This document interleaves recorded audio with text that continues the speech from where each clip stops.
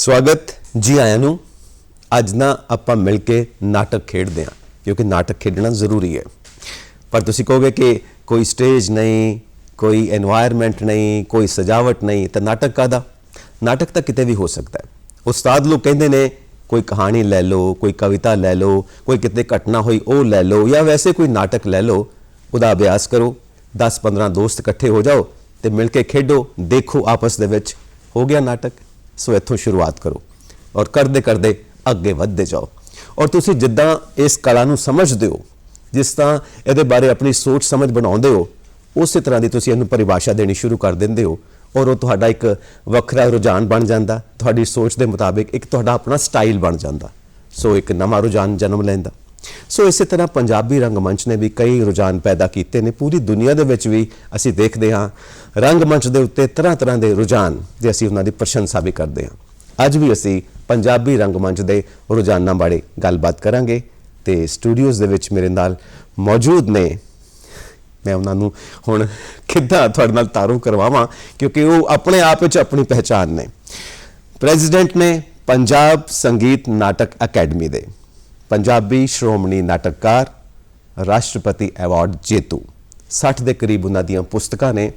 5वीं जमात तो लैके MA क्लास तक, PhD तक उन्हां दीयां लिखियां होईयां पुस्तकां पढ़ाईयां जांदियां ने, समझाईयां जांदियां ने, जो रंगमंच के वख-वख पहलुआं दे उत्ते ने। नाटक किवें खेडिया जाना चाहिए, नाटक की हुंदा है, पूरी समझ इंसान दे अंदर पाउण वास्ते कि रंगमंच है की।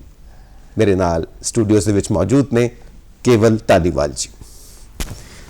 बहुत बहुत स्वागत तुहाडा। बहुत शुक्रिया जी। और साडे धन भाग तुसीं समा कढिया और साडे नाल तुसीं गल्लां करोगे अपने दिल दी। बिल्कुल बिल्कुल जी। सो उस्ताद लोग जो वड्डे शुरू तो करते आ रहे हैं नाटक, वो कहते हैं थिएटर में कोई परिभाषा नहीं दी जा सकती। जिद्दां तुहानूं समझ आउंदा है उही उहदी परिभाषा बन जाती है। हर एक इंसान की अपनी समझ, उहदे विच उहदा रुझान पैदा होंदा है, उहदे विच उहदा स्टाइल पैदा होंदा है। तुहाडी परिभाषा की है रंगमंच नूं लैके? जिवें तुसीं आप ही गल कीती कि रंगमंच की परिभाषा बन ही नहीं सकती, पर जदों असीं दिलों कुछ करते हैं और एक दिल तो दूजे दिल तक सामने बैठे दर्शक तक साडी गल पहुँच जाती है, उस तो वड्डी परिभाषा कोई हो नहीं सकती। जो कुछ साडे समाज विच तुरिया फिरदा है, जो कुछ भी गलत हो रहा वा, जिथे जिंदगी का कोई कच है, सच है, कुछ किधरे भी कोई अद्धा आ, अधूरा आ जां पूरा आ, उहदे बारे असीं कुछ कुछ टुकड़े चुनते हैं तो उहदे बारे असीं गल करते हैं। हमेशा मैं इस गल 'च यकीन रखदा हुन्ना कि जेकर नाटक ने या रंगमंच ने अपने समाज बारे कोई गल करनी ही नहीं है तो फिर असी नाटक करना ही क्यों आ। सो इसलिए ज़रूरी है कि साडे आले दुआले जो कुछ भी हो रहा वा उहदे उत्ते असी नज़रसानी करिए। ये साडा रंगमंच करन वालियां दा, कला नाल जुड़े हुए लोगों का फर्ज बनता है कि असी उहदी गल करिए, लोगों की गल करिए, लोगों के हित की गल करिए, उन्हां दे दुखां दर्दां दी, समाजिक मुद्दों की गल करिए। सो ये मेरे मन दे विच वड्डी परिभाषा है रंगमंच के बारे च। सन 1976 तो तुहाडी शुरुआत होंदी है रंगमंच के उत्ते और सन 2023 चल रहा, बड़ा लंबा सफ़र। की महसूस किया कि रंगमंच क्यों होना चाहिए, रंगमंच क्यों करना चाहिए? मैनू लगता सीगा कि मैं जिहड़ी भी कोई गल अपनी करनी चाहुंदा वां, इस तो वड्डा माध्यम कोई है नहीं, रंगमंच तो वड्डा कोई माध्यम नहीं है, क्योंकि लाइव है। जदों असीं स्टेज के उत्ते हसदे हां तो दर्शक भी हसदे आ, जदों असीं स्टेज के उत्ते रोंदे आ दर्शक भी रोंदे आ। वो बाद च आके सानूं जफ्फी पाउंदे आ, तुसीं बहुत वधिया कीता, तुसीं इत्थों इदां कर लैंदे। सो यह जिहड़ी फीडबैक मिलती है ना सानूं, ते सानूं लगदा हुंदा है कि हाँ साडी गल किते पहुंची है। बहुत वारी असीं अजिहे मुद्दਿਆਂ ਦੇ ਉੱਤੇ गल करते हैं कि साडे नाल जिहड़े दर्शक ने वो साडे नाल हमेशा लई जुड़ जांदे ने। वो असीं एक नाटक साडा वेख के जांदे ने और वो साडी जिंदगी का हिस्सा बन जांदे ने। वो लगातार कई सालों तो साडा रंगमंच जिहड़ा कि देखते आ रहे हैं और उस अपने सजा देंदे ने, वो साडे परिवार का हिस्सा बन जाते हैं। सो मैनूं लगदा हुंदा कि रंगमंच करना इसलिए भी ज़रूरी है कि कई बारी कई चीज़ां अजिहियां हुंदियां ने। मैं कहना ना कि मान लो किधरे किसी जगह ते कुछ चौपड़ पट्टियां नूं किसी जगह ते या कोई जगह ते कोई अग लग गई, वो किसी होर माध्यम लिए खबर तो हो सकती है, पर रंगमंच ने जो दिखा देना है भी वो झोंपड़ी च रहन वालियां दे मनां दे अंदर की कुछ सड़ गया, ਉਹ ਰੰਗਮੰਚ ਦੇ ਅਦਾਕਾਰ ਤੋਂ ਵੱਧ ਕੋਈ ਦਿਖਾ ਨਹੀਂ ਸਕਦਾ। ਉਹਨੇ ਆਪਣੇ ਐਕਸਪ੍ਰੈਸ਼ਨ ਨਾਲ, ਉਹਨੇ ਆਪਣੀ ਆਵਾਜ਼ ਨਾਲ, ਉਹਨੇ ਆਪਣੇ ਦਿਲ ਦੀਆਂ ਗੱਲਾਂ ਨਾਲ ਦਰਸ਼ਕਾਂ ਤੱਕ ਦੱਸ ਦੇਣਾ ਹੈ ਕਿ ਇਹ ਸਿਰਫ ਚੌਪੜੀ ਨਹੀਂ ਸੜੀ, ਬੜਾ ਕੋਈ ਸੜ ਗਿਆ ਇਹਦੇ ਅੰਦਰ। ਸੋ ਇਹ ਰੰਗਮੰਚ ਜਿਹੜਾ ਹੈ, ਇਹ ਰੰਗਮੰਚ ਇਦਾਂ ਲੋਕਾਂ ਤੱਕ ਪਹੁੰਚਦਾ ਹੈ। ਕਹਿੰਦੇ ਨੇ ਕਿ ਲੋਕਤੰਤਰ ਦੀ ਪਰਿਭਾਸ਼ਾ ਕੀ ਹੁੰਦੀ ਹੈ, ਹਰ ਪੀੜ੍ਹੀ ਲੋਕਤੰਤਰ ਨੂੰ ਆਪਣੀ ਪਰਿਭਾਸ਼ਾ ਦਿੰਦੀ ਹੈ ਬਿਲਕੁਲ। ਔਰ ਕਿਸ ਤਰਫ ਲੈ ਕੇ ਜਾਣਾ ਹੈ ਉਹ ਖੁਦ ਨਿਸ਼ਚਿਤ ਕਰਦੀ ਹੈ। ਤੁਸੀਂ 40 ਸਾਲ ਤੋਂ ਜ਼ਿਆਦਾ ਹੋ ਗਏ ਨਾਟਕ ਕਰਦਿਆਂ ਨੂੰ, ਔਰ 100 ਕਹਿ ਸਕਦੇ ਹਾਂ ਕਿ 10 ਸਾਲ ਦੇ ਕਰੀਬ, ਬਲਕਿ ਉਸ ਤੋਂ ਵੀ ਜ਼ਿਆਦਾ ਹੋ ਗਿਆ ਪੰਜਾਬੀ ਰੰਗਮੰਚ ਨੂੰ। ਤੁਸੀਂ ਪੁਰਾਣੇ ਰੁਝਾਨਾਂ ਦੇ ਉੱਤੇ ਵੀ ਕੰਮ ਕੀਤਾ, ਤਾਂ ਹੀ ਤਾਂ ਪੁਸਤਕਾਂ ਲਿਖੀਆਂ ਨੇ, ਤੇ ਤੁਸੀਂ ਆਪ ਵੀ ਕਈ ਰੁਝਾਨ ਹੰਡਾਏ ਵੀ ਨੇ ਤੇ ਬਣਾਏ ਵੀ ਨੇ। ਕੀ ਕੁਝ ਵੇਖਿਆ ਕਿ ਕਿਹੜੇ-ਕਿਹੜੇ ਪੜਾਵਾਂ ਤੋਂ ਪੰਜਾਬੀ ਰੰਗਮੰਚ ਨਿਕਲਦਾ ਹੋਇਆ ਅੱਜ ਇਸ ਅਮੀਰ ਵਿਰਸੇ ਨੂੰ ਲੈ ਕੇ ਤੁਰਿਆ ਜਾ ਰਿਹਾ? ਮੈਂ ਪੰਜਾਬੀ ਰੰਗਮੰਚ ਦੇ ਇਤਿਹਾਸ ਤੇ ਬਹੁਤ ਕੰਮ ਕੀਤਾ ਹੈ। ਮੈਂ ਲਿਖਿਆ ਇਤਿਹਾਸ 1895 ਤੋਂ ਲੈ ਕੇ ਤੇ 2015 ਤੱਕ ਉਹ ਮੇਰੀ ਕਿਤਾਬ ਆਈ ਸੀ ਪੰਜਾਬੀ ਰੰਗਮੰਚ ਦਾ ਇਤਿਹਾਸ, ਉਹ ਹੁਣ ਹਿੰਦੀ ਵਿੱਚ ਵੀ ਛਪ ਚੁੱਕੀ ਹੈ। ਸੋ ਇਸ ਕਰਕੇ ਮੈਨੂੰ ਪੰਜਾਬੀ ਰੰਗਮੰਚ ਦੇ ਕਹਿ ਲਓ ਕਿ ਪੜਾਅ ਦਰ ਪੜਾਅ ਮੈਨੂੰ ਪਲ ਪਲ ਦਾ ਪਤਾ ਹੈ, ਕਦੋਂ ਕੀ ਕੁਝ ਹੋਇਆ, ਕਿਵੇਂ ਵਾਪਰਿਆ। ਪਰ ਸਮਾਜਿਕ ਮੁੱਦੇ ਸਾਡੇ ਨਾਲ ਨਾਲ ਰਹੇ। ਮੈਂ ਸਾਰੇ ਰੁਝਾਨ ਜਿਹੜੇ ਆ ਕਿ ਮੈਂ ਉਹਨਾਂ ਦੇ ਵਿੱਚੋਂ ਦੀ ਗੁਜ਼ਰਿਆ, ਚਾਹੇ ਉਹ ਰੀਅਲਿਜ਼ਮ ਦਾ ਯੁੱਗ ਸੀਗਾ, ਯਥਾਰਥਵਾਦ ਦਾ ਯੁੱਗ ਸੀਗਾ ਜਦੋਂ ਆਈਸੀ ਨੰਦਾ ਸੀ, ਚਾਹੇ ਉਸ ਤੋਂ ਬਾਅਦ ਕੋਈ ਸਾਡੇ ਪੰਜਾਬ ਦਾ ਪੇਂਡੂ ਰੰਗਮੰਚ ਆਇਆ ਜਿਹਦੇ ਵਿੱਚ ਗੁਰਸ਼ਰਨ ਭਾਜੀ ਆਏ, ਚਾਹੇ ਹਰਪਾਲ ਟਿਵਾਣਾ ਹੋਰਾਂ ਦਾ ਥੀਏਟਰ ਆਇਆ, ਜਿਹੜੀ ਇੱਕ ਨਵੀਂ ਟੈਕਨੀਕ ਲੈ ਕੇ ਆਏ ਪੰਜਾਬੀ ਰੰਗਮੰਚ ਦੇ ਵਿੱਚ। ਉਹਨਾਂ ਨੇ ਅੰਤਰਰਾਸ਼ਟਰੀ ਪੱਧਰ ਤੱਕ ਰੰਗਮੰਚ ਨੂੰ ਪਹੁੰਚਾਇਆ। ਸੋ ਅਜਿਹੇ ਕਈ ਰੁਝਾਨਾਂ ਦੇ ਵਿੱਚੋਂ ਨਿਕਲਦਾ ਹੋਇਆ ਅੱਜ ਜਿਸ ਦੌਰ ਦੇ ਵਿੱਚ ਰੰਗਮੰਚ ਪਹੁੰਚਿਆ ਹੋਇਆ, ਇਹਦੇ ਵਿੱਚ ਕਈ ਨੌਜਵਾਨ ਜਿਹੜੇ ਸਾਡੇ ਨਿਰਦੇਸ਼ਕ ਨੇ, ਨੌਜਵਾਨ ਨਾਟਕਕਾਰ ਨੇ, ਉਹਨਾਂ ਨੇ ਕਈ ਨਵੇਂ ਰੁਝਾਨ ਪੈਦਾ ਕੀਤੇ। ਸਾਡੇ ਅੱਜ ਦੇ ਜਿਹੜੇ ਮੈਂ ਹੁਣ ਦੇਖਦਾ ਟੋਟਲ ਪੰਜਾਬੀ ਰੰਗਮੰਚ ਦਾ ਸਿਨਾਰੀਓ ਜਦੋਂ ਦੇਖਦਾ ਤੇ ਇਹਦੇ ਵਿੱਚ ਇੱਕ ਬੜਾ ਖਾਸ ਜਿਹੜਾ ਰੀਸੈਂਟਲੀ ਰੁਝਾਨ ਹੈ ਉਹ ਹੈ ਇੱਕ ਪਾਤਰੀ ਨਾਟਕਾਂ ਦਾ। ਉਹਦੇ ਵਿੱਚ ਸਾਡੇ ਕੋਲ ਪੰਜਾਬ ਦੇ ਵਿੱਚ ਬਹੁਤ ਸਾਰੇ ਕਲਾਕਾਰ ਨੇ ਜਿਹੜੇ ਕਿ ਖੁਦ ਬਤੌਰ ਐਕਟਰ ਉਹ 1 ਘੰਟਾ 1.5 ਘੰਟੇ ਦੀ ਪਰਫਾਰਮੈਂਸ ਜਿਹੜੀ ਆ ਉਹ ਸਟੇਜ ਦੇ ਉੱਤੇ ਲੋਕਾਂ ਨੂੰ ਬੰਨ੍ਹ ਕੇ ਰੱਖ ਦਿੰਦੇ ਆ। ਸੋ ਉਹਨਾਂ ਨੂੰ ਕਈ ਵਾਰੀ ਲੱਗਦਾ ਕਿ ਉਹਨਾਂ ਦੇ ਮਨ ਦੀ ਜੋ ਜਿਗਿਆਸਾ ਹੈ, ਜੋ ਮਨ ਦੀ ਗੱਲ ਕਹਿਣੀ ਚਾਹੁੰਦੇ ਹੋ, ਉਹ ਇੱਕ ਪਾਤਰੀ ਨਾਟਕ ਦੇ ਰਾਹੀਂ, ਛੋਟੀ ਟੀਮ ਦੇ ਰਾਹੀਂ 2-4 ਕਲਾਕਾਰ ਜਾਂਦੇ ਆ ਔਰ ਵੱਡੀ ਗੱਲ ਕਰਕੇ ਆ ਜਾਂਦੇ ਆ। ਉਹਦੇ ਵਿੱਚ ਸਾਡੇ ਡਾਕਟਰ ਸਾਹਿਬ ਸਿੰਘ ਹੈ, ਸੋਮਪਾਲ ਹੀਰਾ ਹੈ, ਅਨੀਤਾ ਸ਼ਬਦੀਸ਼ ਹੈ, ਮੇਰੇ ਆਪਣੇ ਨਾਟਕ ਨੇ, ਅਨੀਤਾ ਦੇਵਗਨ ਨੇ ਬੜਾ ਅੱਛਾ ਕਨਸੋ ਨਾਟਕ ਮੇਰੇ ਨਾਲ ਖੇਡਿਆ ਸੀਗਾ। ਔਰ ਮੇਰਾ ਰੀਸੈਂਟਲੀ ਇੱਕ ਨਾਟਕ ਹੈ ਅਦਾਕਾਰ ਮੇਰਾ ਜੀ ਤੁਹਾਨੂੰ ਜੀ ਅਦਾਕਾਰ ਆਦ ਅੰਤ ਕੀ ਸਾਖੀ, ਇਹ ਡਾਕਟਰ ਸਵਰਾਜ ਵੀਰ ਹੋਰਾਂ ਦਾ ਲਿਖਿਆ ਹੋਇਆ। ਔਰ ਇਹ ਨਾਟਕ ਜਦੋਂ ਮੇਰਾ ਅਦਾਕਾਰ ਹੈ ਮੁੰਡਾ ਨੌਜਵਾਨ ਸਾਜਨ ਕੋਹੇਨੂਰ, ਔਰ ਇੱਕ ਹੀ ਨਾਟਕ ਦੇ ਵਿੱਚ ਉਹ 12 ਤੋਂ ਵੱਧ ਕਿਰਦਾਰ ਨਿਭਾਉਂਦਾ ਹੈ। ਤੇ ਮੈਨੂੰ ਲੱਗਦਾ ਹੁੰਦਾ ਹੈ ਵੀ ਇਸ ਤਰ੍ਹਾਂ ਦਾ ਇੱਕ ਅਦਾਕਾਰ ਨੂੰ ਵੀ ਇਹ ਮੌਕਾ ਮਿਲਦਾ ਹੈ ਸਟੇਜ ਦੇ ਉੱਤੇ ਇੰਨੇ ਸਾਰੇ ਕਿਰਦਾਰ ਜੀਣ ਦਾ। ਸਾਡੇ ਕੋਲ ਇਸ ਵੇਲੇ ਨਵੇਂ ਰੁਝਾਨਾਂ ਦੇ ਵਿੱਚ ਬਹੁਤ ਸਾਰਾ ਕਵਿਤਾ ਦਾ ਮੰਚਨ ਹੋ ਰਿਹਾ ਹੈ, ਕਹਾਣੀਆਂ ਦਾ ਮੰਚਨ ਹੋ ਰਿਹਾ, ਨਾਵਲ ਦਾ ਮੰਚਨ ਹੋ ਰਿਹਾ। ਮੈਂ ਇਹ ਸਾਰੇ ਰੁਝਾਨਾਂ 'ਚ ਮੈਂ ਖੁਦ ਐਕਸਪੈਰੀਮੈਂਟ ਦੇ ਵਿੱਚੋਂ ਗੁਜ਼ਰਿਆ। ਫਿਲਮ ਸਕ੍ਰਿਪਟ ਦਾ ਮੰਚਨ ਹੋ ਰਿਹਾ, ਮੈਂ ਤੇ ਪੇਂਟਿੰਗ ਦਾ ਵੀ ਮੰਚਨ ਕੀਤਾ, ਕੋਈ ਅਖਬਾਰ ਦੀ ਖਬਰ ਨੂੰ ਵੀ ਮੈਂ ਮੰਚਨ ਕੀਤਾ, ਅਖਬਾਰ ਦੇ ਐਡੀਟੋਰੀਅਲ ਦਾ ਵੀ ਮੰਚਨ ਕੀਤਾ। ਸੋ ਮੈਨੂੰ ਲੱਗਦਾ ਹੁੰਦਾ ਕਿ ਸਾਡੇ ਕੋਲ, ਕਿਉਂਕਿ ਥੀਏਟਰ ਰੰਗਮੰਚ ਜਿਹੜਾ ਅਜਿਹਾ ਇੱਕ ਕ੍ਰੀਏਟਿਵ ਪ੍ਰੋਸੈਸ ਹੈ ਕਿ ਜਿਹਦੇ ਵਿੱਚ ਕੋਈ ਵੀ ਚੀਜ਼ ਜਿਹੜੀ ਆ ਕਿ ਤੁਸੀਂ ਇਹ ਰੰਗਮੰਚ ਹੀ ਆ ਜਿੱਥੇ ਹਰ ਇੱਕ ਚੀਜ਼ ਪੋਸੀਬਲ ਹੈ, ਤੁਸੀਂ ਕੁਝ ਵੀ ਪੇਸ਼ ਕਰ ਸਕਦੇ ਹੋ। ਮੇਰਾ ਇਹ ਨਾਟਕ ਜਿਹੜਾ ਗੱਡੀ ਚੜਨ ਦੀ ਕਾਲ ਬੜੀ, ਤੁਸੀਂ ਇਹਦੇ ਵਿੱਚ ਮੈਂ 4-5 ਕਹਾਣੀਆਂ ਨੇ ਪੰਜਾਬੀ ਦੀਆਂ ਉਹਨਾਂ ਨੌਜਵਾਨਾਂ ਬਾਰੇ ਜੋ ਇਲੀਗਲ ਦੂਜੇ ਮੁਲਕਾਂ ਦੇ ਵਿੱਚ ਜਾਂਦੇ ਆ ਤੇ ਉਹਨਾਂ ਬਾਰੇ ਕਹਾਣੀਆਂ ਨੇ। ਔਰ ਇੱਕ ਕਮਾਲ ਦਾ, ਯਾਨੀ ਮੇਰਾ ਵਨ ਆਫ ਦਾ ਕਹਿ ਲਓ ਕਿ ਪ੍ਰੋਮੀਨੈਂਟ ਇਹ ਮੇਰੇ ਨਾਟਕ ਨੇ ਜਿਹੜੇ ਕਿ ਜਦੋਂ ਮੈਨੂੰ ਰਾਸ਼ਟਰਪਤੀ ਪੁਰਸਕਾਰ ਵੀ ਮਿਲਿਆ ਤੇ ਉੱਥੇ ਵੀ ਸਪੈਸ਼ਲ ਉਹਨਾਂ ਨੇ ਕਿਹਾ ਕਿ ਗੱਡੀ ਚੜਨ ਦੀ ਕਾਲ ਬੜੀ ਸੀ ਜਿਹੜਾ ਇਹ ਪੇਸ਼ ਕਰੋ ਤੁਸੀਂ। ਸੋ ਇਸ ਨਾਟਕ ਦੇ ਰਾਹੀਂ ਮੈਂ ਲੋਕਾਂ ਦੇ ਦਿਲਾਂ ਤੱਕ, ਬਹੁਤ ਸਾਰੇ ਕਾਲਜਾਂ ਦੇ ਨੌਜਵਾਨਾਂ ਤੱਕ ਪਹੁੰਚਿਆ ਵਾਂ। ਉੱਥੇ ਮੈਂ ਇਹ ਗੱਲ ਕੀਤੀ ਹੈ ਇਸ ਨਾਟਕ ਦੇ ਰਾਹੀਂ ਕਿ ਇਹ ਮੁੱਦਾ ਕੀ ਹੈ ਜਿਹਨੂੰ ਅਸੀਂ ਅੱਗੇ ਲੈ ਕੇ ਜਾਣਾ। ਕਵਿਤਾ ਦੇ ਰਾਹੀਂ ਮੈਂ ਬਹੁਤ ਸਾਰੀਆਂ ਕਵਿਤਾਵਾਂ, ਈਵਨ ਸੁਰਜੀਤ ਪਾਤਰ ਹੋਰਾਂ ਦੀ ਕਵਿਤਾ ਨੂੰ ਮੈਂ ਮੰਚਨ ਕੀਤਾ ਵਾ। ਹੋਰ ਕਈ ਵੱਡੇ ਕਵੀ, ਸ਼ਿਵ ਕੁਮਾਰ ਬਟਾਲਵੀ ਦੀ ਲੂਣਾ, ਤੁਸੀਂ ਜਿਹੜਾ ਲੂਣਾ ਦਾ ਦੇਖ ਰਹੇ ਹੋ ਬਰੋਸ਼ਰ ਜੀ, ਇਹ ਲੂਣਾ ਨੂੰ ਵੀ ਮੈਂ ਜਿਹੜਾ ਕਿ ਇਸੇ ਸੰਦਰਭ ਦੇ ਵਿੱਚ ਪੇਸ਼ ਕੀਤਾ। ਲੂਣਾ ਟੋਟਲ ਜਿਹੜੀ ਕਿ ਕਵਿਤਾ ਹੈ, ਪਰ ਇਹ ਮੈਂ ਲਗਭਗ 30 ਸਾਲ ਤੋਂ ਇਸ ਨੂੰ ਮੈਂ ਪੇਸ਼ ਕੀਤਾ ਹੈ। ਸੋ ਮੈਨੂੰ ਲੱਗਦਾ ਕਿ ਇਹ ਜਿਹੜਾ ਸਾਡਾ ਸਾਹਿਤ ਹੈ ਨਵੇਂ ਰੁਝਾਨ ਦਾ ਹਿੱਸਾ ਬਣਿਆ ਜੀ। ਉੱਦਾਂ ਤੇ ਸ਼ਾਇਦ ਕੋਈ ਕਵਿਤਾ ਕਿੰਨੇ ਕੁ ਲੋਕ ਪੜ੍ਹਨਗੇ ਜਾਂ ਕਿੰਨੇ ਕੁ ਲੋਕ ਸੁਣਨਗੇ, ਪਰ ਜਦੋਂ ਅਸੀਂ ਨਾਟਕ ਕਰਦੇ ਹਾਂ ਤਾਂ ਉਹੀ ਇੱਕ ਕਵਿਤਾ ਜਿਹੜੀ ਹੈ ਸਾਡੀ ਇੱਕੋ ਸਮੇਂ ਦੇ ਵਿੱਚ 500 600 1000 ਲੋਕਾਂ ਤੱਕ ਪਹੁੰਚ ਜਾਂਦੀ ਹੈ।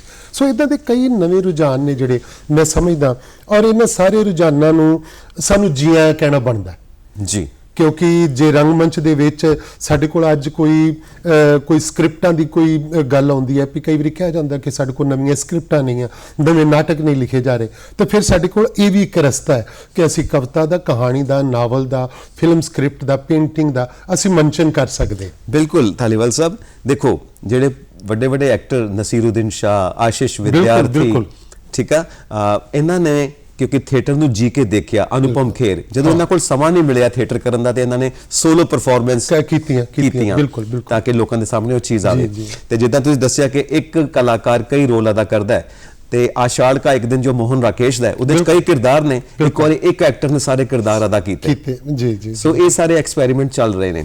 ਤੁਸੀਂ ਇੱਕ ਚੀਜ਼ ਇਹਦੇ ਵਿੱਚ ਇਹ ਸਾਨੂੰ ਦੱਸੋ ਕਿ ਅੱਜ ਕੱਲ ਜਿੱਦਾਂ ਤੁਸੀਂ ਸਕ੍ਰਿਪਟ ਦੀ ਗੱਲ ਕੀਤੀ ਹੈ, ਰਾਈਟਿੰਗ ਦੀ ਗੱਲ ਕੀਤੀ ਹੈ, ਕਿਹਾ ਜਾਂਦਾ ਕਿ ਪੁਰਾਣਾ ਨਾਟਕ ਸੰਸਕ੍ਰਿਤ ਨਾਟਕ ਰਿਹਾ ਹੈ, ਫਿਰ ਉਸ ਤੋਂ ਬਾਅਦ ਪੇਂਡੂ ਨਾਟਕ ਰਿਹਾ ਹੈ, ਫਿਰ ਸਾਡੇ ਉੱਤੇ ਵੈਸਟਰਨ ਕਲਚਰ ਦਾ ਵੀ ਕਾਫੀ ਪ੍ਰਭਾਵ ਰਿਹਾ, ਪਰ ਅੱਜ ਕੱਲ ਕਹਿੰਦੇ ਨੇ ਕਿ ਲੋਕਾਂ ਦੇ ਵਿੱਚ ਵਿਚਰ ਕੇ ਨਾਟਕ ਲਿਖਿਆ ਜਾਵੇ, ਉਹ ਲੋਕਾਂ ਦਾ ਨਾਟਕ ਬਣੇਗਾ। ਬਿਲਕੁਲ, ਉਹਦੇ ਵਿੱਚ ਸਾਡੇ ਖਾਸ ਤੌਰ ਤੇ ਜਿਹੜੇ ਇਸ ਵੇਲੇ ਨੌਜਵਾਨ ਜਿਹੜੇ ਕਿ ਲੇਖਕ ਨੇ, ਨਾਟਕਕਾਰ ਨੇ, ਉਹਨਾਂ ਨੇ ਕਾਫੀ ਕੰਮ ਕੀਤਾ ਜੀ। ਔਰ ਉਹਦੇ ਵਿੱਚ ਉਹਨਾਂ ਨੇ ਨੁੱਕੜ ਨਾਟਕਾਂ ਦੇ ਥਰੂ ਵੀ ਬਹੁਤ ਸਾਰਾ ਕੰਮ ਕੀਤਾ। ਉਹਨਾਂ ਨੇ ਕਾਫੀ ਵੈਲ ਮੇਡ ਸਕ੍ਰਿਪਟਸ ਜਿਹੜੀਆਂ ਫੁੱਲ ਲੈਂਥ ਪਲੇ ਨੇ ਜਾਂ ਸ਼ਾਰਟ ਪਲੇਜ਼ ਨੇ, ਔਰ ਉਹਨਾਂ ਨੂੰ ਇੱਕ ਯੂਥ ਫੈਸਟੀਵਲ ਦੇ ਰਾਹੀਂ ਵੀ ਜਿਹੜਾ ਕਿ ਮੌਕਾ ਮਿਲਿਆ ਕਿ ਛੋਟੀਆਂ ਸਕ੍ਰਿਪਟਾਂ ਜਿਹੜੀਆਂ ਕ੍ਰੀਏਟ ਕੀਤੀਆਂ ਜਾਣ। ਉਹਦੇ ਵਿੱਚ ਸਾਡੇ ਕੋਲ ਇਸ ਵੇਲੇ ਕੋਈ ਕਮੀ ਨਹੀਂ ਹੈ। ਮੈਂ ਰੀਸੈਂਟਲੀ ਪੰਜਾਬ ਸੰਗੀਤ ਨਾਟਕ ਅਕੈਡਮੀ ਵੱਲੋਂ ਇੱਕ ਨਵਰੰਗ ਨਾਮ ਦੀ ਜਿਹੜੀ ਕਿਤਾਬ ਵੀ ਛਾਪੀ, ਉਹ 'ਚ ਸਾਰੇ ਨੌਜਵਾਨਾਂ ਦੇ ਨਾਟਕ ਨੇ ਕਿ ਜਿਹੜੇ ਅੱਜ ਦੇ ਸਮਿਆਂ 'ਚ ਨੌਜਵਾਨ ਲਿਖਦੇ ਪਏ ਨੇ, ਔਰ ਉਹਨਾਂ ਨੂੰ ਪਤਾ ਹੈ ਕਿ ਸਾਡੀਆਂ ਨੌਜਵਾਨਾਂ ਦੀਆਂ ਪ੍ਰੋਬਲਮਸ ਕੀ ਨੇ। ਉਹ ਉਹਨਾਂ ਨੂੰ ਸੰਬੋਧਨ ਹੋ ਰਹੇ ਨੇ, ਉਹ ਸਮਾਜ ਦੇ ਬਹੁਤ ਸਾਰੇ ਉਹਨਾਂ ਲੋਕਾਂ ਨੂੰ ਸੰਬੋਧਨ ਹੋ ਰਹੇ ਨੇ ਜਿਹੜੇ ਥੋੜਾ ਮਾਰੇ ਲੋਕ ਨੇ, ਜਿਹੜੇ ਇਸ ਧਰਤੀ ਦੇ ਉੱਤੇ ਜਿਨ੍ਹਾਂ ਨੂੰ ਕਹਿ ਲਓ ਕਿ ਜੀਣ ਲਈ ਜਾਂ ਆਪਣੇ ਥੀਣ ਲਈ, ਉਹਨਾਂ ਨੂੰ ਰੋਜ਼ ਰੋਟੀ ਰੁਜ਼ਗਾਰ ਦੇ ਜਿਹੜੇ ਉਹਨਾਂ ਦੇ ਮੁੱਦੇ ਨੇ, ਉਹਨਾਂ ਨੂੰ ਉਹ ਸੰਬੋਧਨ ਹੁੰਦੇ ਨੇ। ਸੋ ਉਹਨਾਂ ਦੇ ਸੰਦਰਭ ਵਿੱਚ ਹੀ ਮੇਰਾ ਇੱਕ ਨਾਟਕ ਹੈ ਜਿਹੜਾ ਮੈਂ ਰੋ ਨਾ ਲਵਾਂ ਇੱਕ ਵਾਰ, ਜਿਹੜਾ ਇੱਥੇ ਉਹਦਾ ਜੀ। ਤੇ ਉਹ ਨਾਟਕ ਵੀ ਜਿਹੜਾ ਸੀਗਾ ਉਸ ਨੂੰ ਇਹ ਤੁਸੀਂ ਦੇਖੋਗੇ ਜੀ। ਇਹ ਨਾਟਕ ਨੂੰ ਮੈਂ ਵਰਿਆਮ ਸੰਧੂਰਾਂ ਦੀ ਕਹਾਣੀ ਦੇ ਉੱਤੇ ਬੇਸਡ ਹੈ, ਔਰ ਇਹਨੂੰ ਮੈਂ ਪਿਛਲੇ 3-4 ਸਾਲਾਂ ਦੇ ਵਿੱਚ ਕੰਟੀਨਿਊਸਲੀ ਬਹੁਤ ਯੂਨੀਵਰਸਿਟੀਆਂ ਦੇ ਵਿੱਚ ਖੇਡਿਆ, ਬਹੁਤ ਸਾਰੀਆਂ ਸਟੇਜਾਂ ਦੇ ਉੱਤੇ, ਬਹੁਤ ਸਾਰੇ ਵੱਡੇ ਨੈਸ਼ਨਲ ਥੀਏਟਰ ਫੈਸਟੀਵਲ ਜਿਹੜੇ ਹੁੰਦੇ ਆ ਉਹਨਾਂ ਦਾ ਇਹ ਨਾਟਕ ਹਿੱਸਾ ਬਣਿਆ, ਕਿਉਂਕਿ ਬਿਲਕੁਲ ਥੋੜਾ ਮਾਰੇ ਲੋਕਾਂ ਦੀ ਗੱਲ ਕਰਦਾ ਹੈ। ਇਹ ਮੈਂ ਰੋ ਨਾ ਲਵਾਂ ਇੱਕ ਵਾਰ, ਮੈਂ ਇੱਕ ਜਗ੍ਹਾ ਬਠਿੰਡੇ ਮੈਂ ਨਾਟਕ ਖੇਡ ਰਿਹਾ ਸੀ, ਲਗਭਗ 3-4 ਹਜ਼ਾਰ ਦਰਸ਼ਕ ਨਾਟਕ ਦੇਖ ਰਹੇ, ਤੇ ਜਦੋਂ ਨਾਟਕ ਖਤਮ ਹੋਇਆ ਤੇ ਇੱਕ ਬਹੁਤ ਗਰੀਬ ਪਰਿਵਾਰ ਜਿਹੜਾ ਨਾਟਕ ਦੇਖ ਰਿਹਾ ਸੀ, ਬਾਅਦ ਵਿੱਚ ਮੇਰੇ ਕੋਲ ਆਇਆ ਸਟੇਜ ਦੇ ਉੱਤੇ ਤੇ ਮੈਨੂੰ ਆ ਕੇ ਕਹਿੰਦੇ ਕਿ ਧਾਲੀਵਾਲ ਸਾਹਿਬ, ਮੈਂ ਤੁਹਾਡੇ ਗਲੇ ਲੱਗ ਕੇ ਰੋ ਨਾ ਲਵਾਂ ਇੱਕ ਵਾਰ। ਯਾਨੀ ਕਿ ਉਹਨੂੰ ਲੱਗਾ ਕਿ ਹਾਂ ਇਹ ਸਾਡੀ ਗੱਲ ਹੋਈ ਹੈ। ਸੋ ਇਹ ਜਿਹੜੀ ਚੀਜ਼, ਜਦੋਂ ਇਹ ਚੀਜ਼ ਤੁਹਾਡੇ ਕੋਲ ਆਉਂਦੀ ਹੈ ਨਾ, ਤੇ ਉਦੋਂ ਤੁਹਾਨੂੰ ਲੱਗਦਾ ਕਿ ਹਾਂ ਤੁਸੀਂ ਆਪਣੇ ਰੰਗਮੰਚ ਦੇ ਰਾਹੀਂ ਕੋਈ ਗੱਲ ਕਰ ਸਕੇ ਹੋ।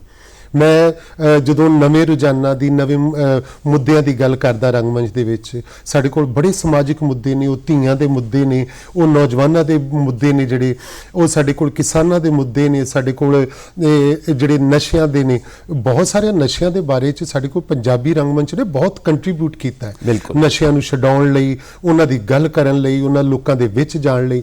ਸੋ ਮੈਂ ਸਮਝਦਾ ਕਿ ਮੇਰਾ ਆਪਣਾ ਇੱਕ ਨਾਟਕ ਸੀਗਾ, ਅਸੀਂ ਇੱਕ ਪਿੰਡ ਦੇ ਵਿੱਚ ਨਾਟਕ ਖੇਡ ਰਹੇ, ਨਸ਼ਿਆਂ ਦੇ ਬਾਰੇ ਸੀਗਾ, ਤੇ ਉਹ ਨਾਟਕ ਜਦੋਂ ਖਤਮ ਹੋਇਆ ਤੇ ਇੱਕ ਬਜ਼ੁਰਗ ਮੇਰੇ ਕੋਲ ਆ ਕੇ ਕਹਿੰਦੇ ਪੁੱਤ, ਜੇ ਤੂੰ ਇਹ ਨਾਟਕ 15 ਦਿਨ ਪਹਿਲਾਂ ਖੇਡ ਦਿੰਦਾ ਤੇ ਮੇਰੇ ਪੁੱਤ ਨੇ ਬਚ ਜਾਣਾ ਸੀ।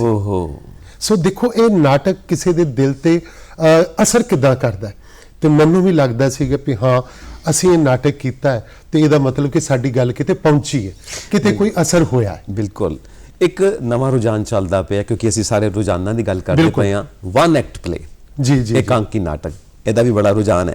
ਤੇ ਨਾਲ ਮੈਂ ਇੱਕ ਹੋਰ ਸਵਾਲ ਪੁੱਛਾਂਗਾ, ਤੁਸੀਂ ਯੂਥ ਫੈਸਟੀਵਲ ਦੀ ਗੱਲ ਕੀਤੀ ਹੈ। ਹਾਂਜੀ, ਹਾਂਜੀ। ਕਈ ਉਸਤਾਦ ਲੋਕ, ਵੱਡੇ ਲੋਕ ਕਹਿੰਦੇ ਨੇ ਉਹ ਯਾਰ ਯੂਥ ਫੈਸਟੀਵਲ ਤੇ ਥੀਏਟਰ ਹੁੰਦਾ ਹੀ ਨਹੀਂ ਹੈ, ਇਹ ਪਤਾ ਨਹੀਂ ਕੀ ਬਣਾ ਕੇ ਬੈਠੇ ਨੇ ਜੀ। ਨਹੀਂ, ਇਦਾਂ ਦੀ ਕੋਈ ਗੱਲ ਨਹੀਂ। ਯੂਥ ਫੈਸਟੀਵਲ ਦੇ ਵਿੱਚੋਂ ਬਹੁਤ ਸਾਰੇ ਲੋਕ ਨਿਕਲ ਕੇ ਆਏ, ਵੱਡੇ ਵੱਡੇ ਨਾਟਕਕਾਰ ਨਿਕਲ ਕੇ ਆਏ।